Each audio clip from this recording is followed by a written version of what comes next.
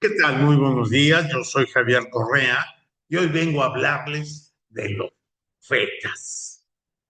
los profetas y en particular de lo que nosotros consideramos falsos profetas. Al final ya veremos si hay diferencia o no entre un profeta ya consagrado y uno que es falso. Los falsos profetas son personas que a través de la historia se han considerado dioses, semidioses, hijos de dioses, hermanos de dioses, o bien mensajeros de los dioses, personas que han recibido el mensaje de la divinidad y son ellos los encargados pues, de dar las buenas noticias, de decir cuál es la voluntad de las divinidades. Y les digo, ha habido cientos de casos, unos muy serios y otros muy simpáticos. Y es que para nosotros los occidentales, más para nosotros los latinoamericanos, hay encarnaciones o sujetos que dicen que son Dios, que realmente nos caen muy en gracia. Por ejemplo,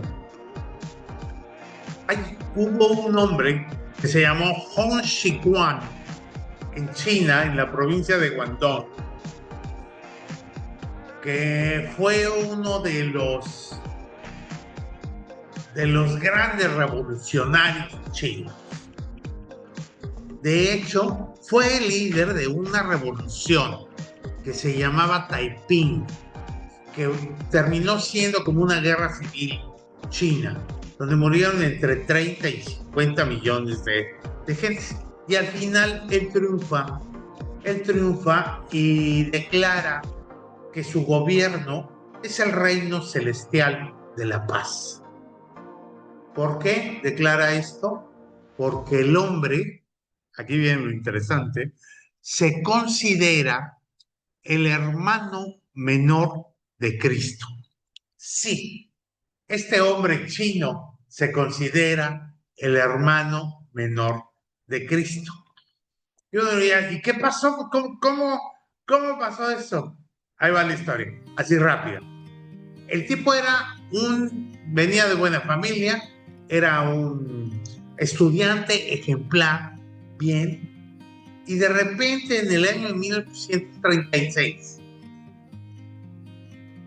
empieza a hacer los exámenes imperiales. Estos exámenes imperiales eran la única manera en que te podían admitir como un funcionario imperial, pero el chango no pasa las pruebas y las vuelve a presentar y las vuelve a y otra vez y tómala, la vuelve a tronar.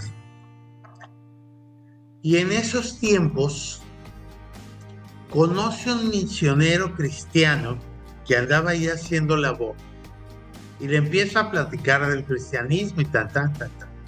Entonces, por último, vuelve a presentar el examen, lo truena como ejote y en 1837, y esto le produce tal desasosiego que estuvo delirando durante varios días. Su familia creía que ya se les pelaba, pero dentro de este delirio y dentro de esta fiebre y todo esto, el hombre sueña que visita el cielo, y que ahí en el cielo tiene otra familia diferente del de la tierra, de su familia china. Dice que está su padre, Dios, que está su hermano mayor, Cristo, que está su mamá, que además tiene una tía y la esposa y el hijo y una cuñada. En fin, el tipo tiene todo el servicio en el cielo. Cuando sale de la enfermedad, él jura que lo del trance es verdadero. Y entonces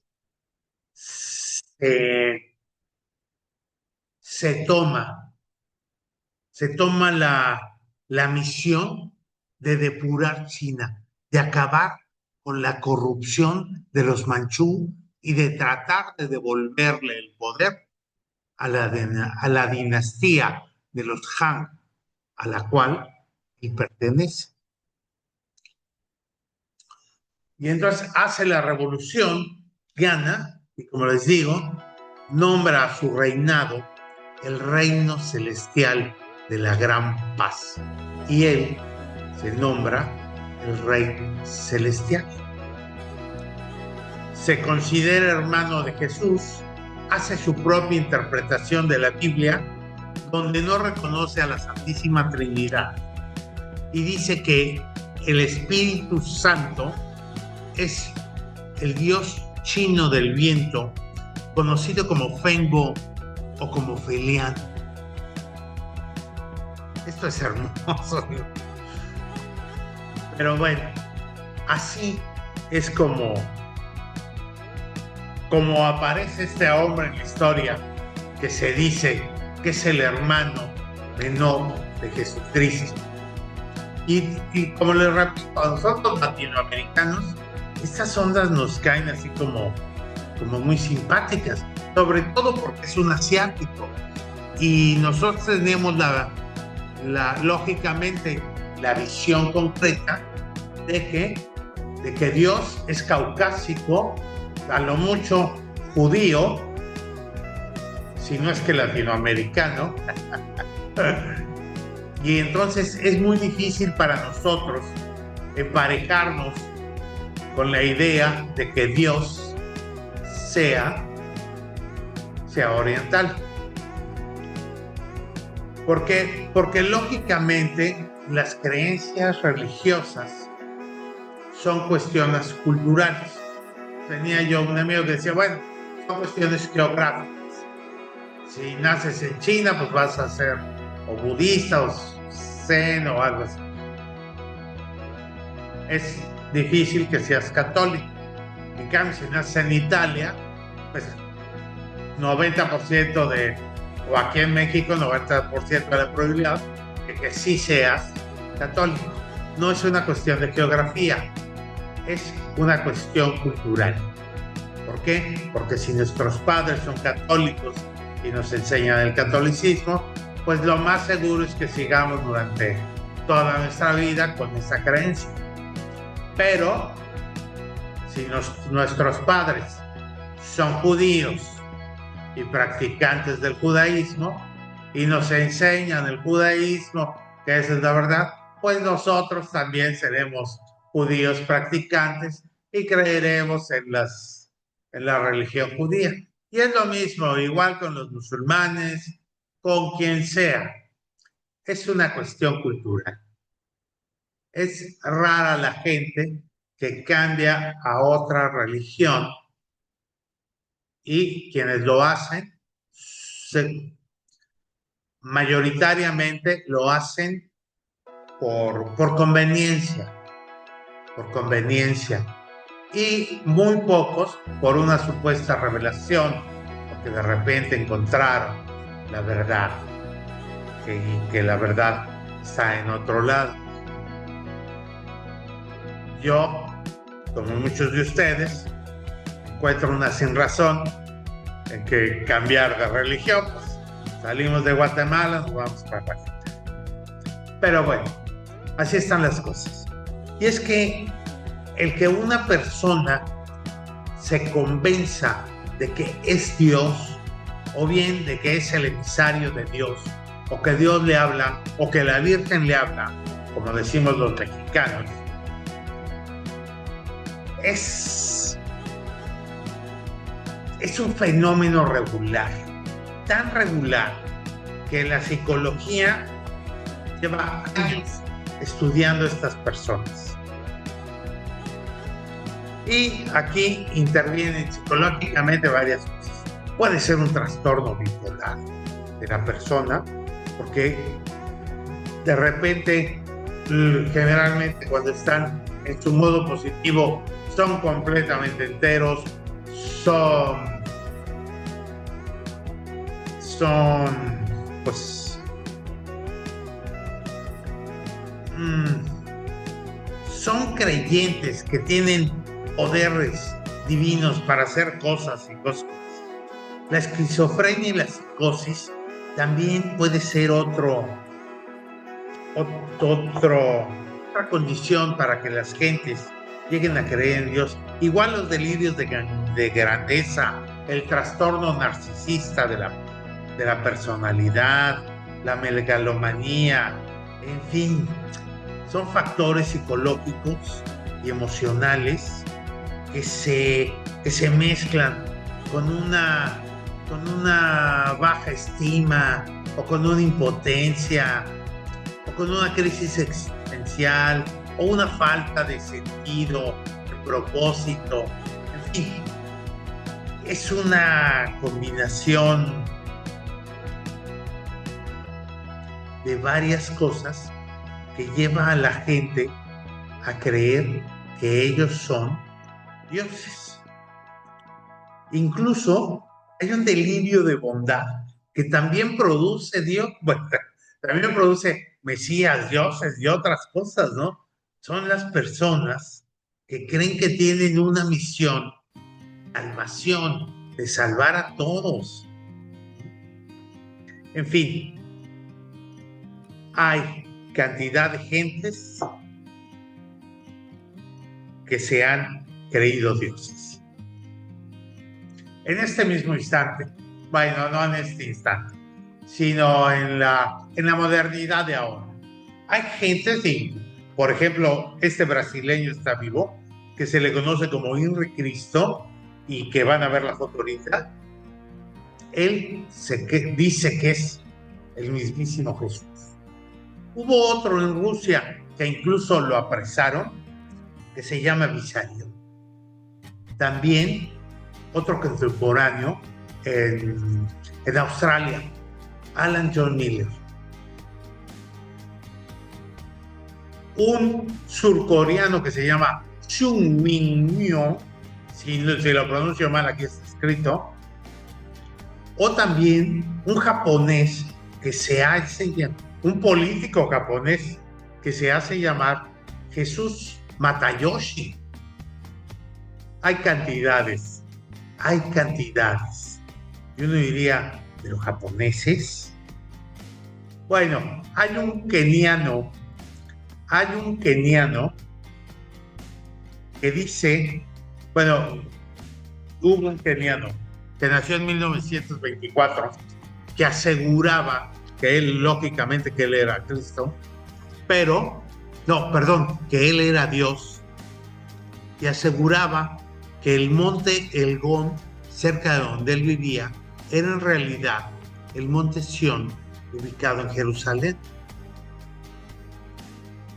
Afirmaba que era Dios, que tenía el poder de curar. Fue fundador de la iglesia de los israelitas perdidos. Sí, ahorita que vean la foto de este hombre moreno, y demandó al estado de Kenia que le entregara 34.6 millones de dólares para seguir su obra. Wanyonyi es el nombre de este caballero que tuvo 25 esposas y 95 hijos. Se supone que tuvo 1,000 seguidores que lo consideraban verdaderamente Dios.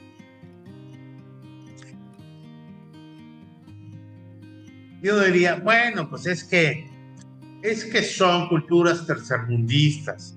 No, o sea, en Francia, también en Alemania, en Inglaterra. Bueno, en Inglaterra tienen varios. A mí me llamó la atención esta Mesías, que es una mujer que se llama Anne Lee. Esa Anne Lee vivió por ahí de 1730 y tantos y murió en 1784. Fue una de las figuras centrales de lo que se conoce como Shakers. Y según ella, encarnaba todas las perfecciones necesarias para ser Dios, nada más que en forma femenina. De hecho, en 1772, ella declara que es la contraparte femenina de Cristo. Estos Shakers fue un término al principio despectivo que se le daba a una sociedad que se llamaba la Sociedad de los Amigos, que se fundó en 1650. Les voy a platicar porque esta historia también está simpaticona. Y entonces hay un chango que se llama George Fox, en 1650, que lo están juzgando. La verdad, perdí mi nota y no sé por qué lo están juzgando.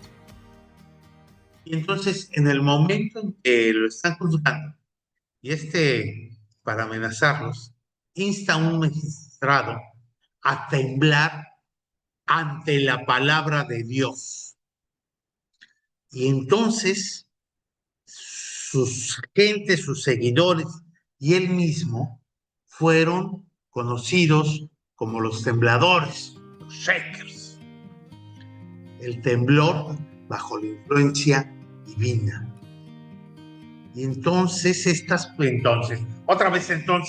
cada vez que diga entonces, me voy a echar un trago ya. No, nada perdido, voy a agarrar unas borracheras. Luego, los Shakers empezaron con una suerte de bailes religiosos, pero como que se agitaban. Y finalmente, por eso se les llamó los Shakers. Y por eso, esta mujer, Ana, que fue una de las representantes, se creyó Dios. Bueno, la contraparte de Cristo, que para el caso es lo mismo. También tuvieron un comerciante que se llamaba John Nicholas Tom, por ahí de 1838, también un político de Cornwall, que adoptó el nombre de William Courtney, como un amigo que yo tuve muy querido, descanse en paz, mi amigo Billy Courtney. Bueno, Guillermo Courtney o la Barriette. Te mando un abrazo si es que todavía andas por ahí. En 1874, William Courtney afirma ser el salvador del mundo y la reencarnación de Cristo. Lógicamente se muere en un enfrentamiento armado y tan. Luego, otro en 1965, por ahí de la fecha en que yo nací, también ya se dio un ventarro, David Shiley. Si lo pronuncio mal, ya saben, consulten cómo está escrito aquí.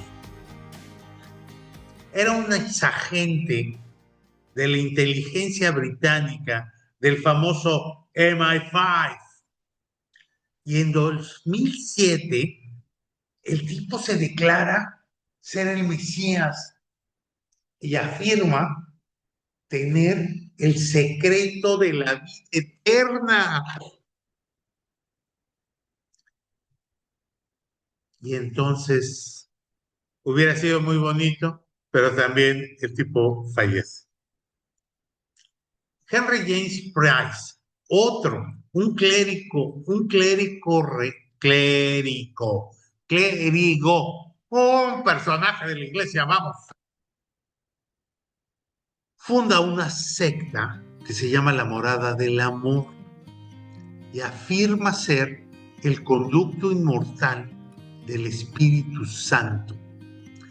John Hugh Smith Bishop, que es el sucesor del anterior, es conocido como el Mesías de Clapton, a quien sus seguidores lo adoraron como si fuera el Dios vivo.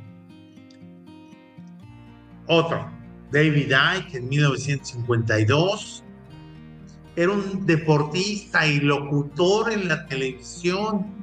Y de repente en el programa Wogan de la BBC, declara que él es un hijo de la divinidad, son of the Godhead, lo que le valió la burla política de su tiempo, y hasta la chamba perdió en la televisión. William Price dijo ser un druida y decía que dos de sus hijos eran Jesús. Sí, dos, al mismo tiempo. Los dos compartían la esencia de ser Jesús al mismo tiempo. Esto me recuerda, tengo un amigo que cree en una religión o secta hindú. Y entonces creen que hay un Dios, creen en un Dios vivo. Y un Dios como al estilo del Dalai Lama, que a su muerte reencarne, ¿no? Pues resulta que el particular Dios de mi amigo Raúl fallece. Y espero que sea el mismo Raúl, si no me disculpas, porque hay cantidad de sectas de estas. Entonces fallece su maestro, que es realmente Dios, y entonces el Dios se encarna. Y entonces el Dios se encarna, lógicamente, ¿quién? En un discípulo, pero en un discípulo ya grande, en un discípulo de media edad.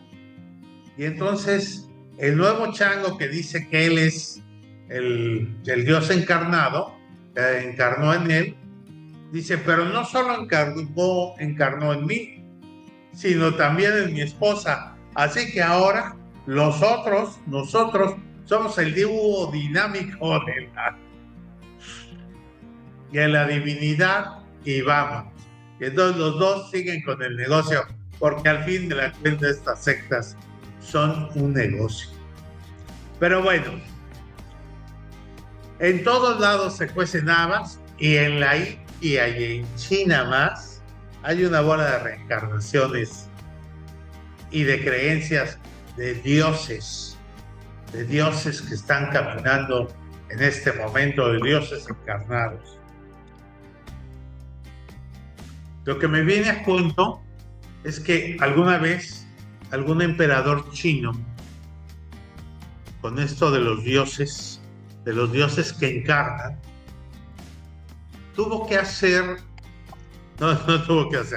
hizo un edicto imperial prohibiéndole a los dioses que fallecieran que reencarnaran fuera de las fronteras de China. Ya estaba harto de que reencarnaran en el Tíbet o en otro lado. Y dijo, no, aquí no va a haber fuga de dioses. Así como la fuga de cerebros, así la fuga de dioses. Y entonces hizo un decreto donde se les prohibía a los dioses reencarnar fuera de China. Si iban a reencarnar, tenía que ser en China, dentro del territorio chino, con un chinito. Había que consumir lo que el país produce. Pero bueno, uno pensaría que bueno, ese fue un emperador antiguo. Pero agárrense, desde el 1 de septiembre de 2007, la Administración Estatal de Asuntos Religiosos de China implementó la Orden número 5, que estipula que la reencarnación de los Budas vivientes, o Tulku, en el budismo tibetano, debe de recibir la aprobación estatal y no puede llevarse a cabo fuera de China. Sí, 2007. Hasta aquí vamos a pararle a este programa, pero va a haber una continuación donde viene los falsos mesías de la religión judía, que son varios, son interesantísimos. ¿Por qué? Porque la religión judía, para esto de los mesías falsos, se pinta sola. Gracias, hasta la próxima. Los esperamos en el próximo programa con la opinión del escritor Javier Correa y su particular visión de las cosas y de la vida. Acompáñenos en temas simpáticos, en relatos extraordinarios, en sus análisis históricos. Gracias.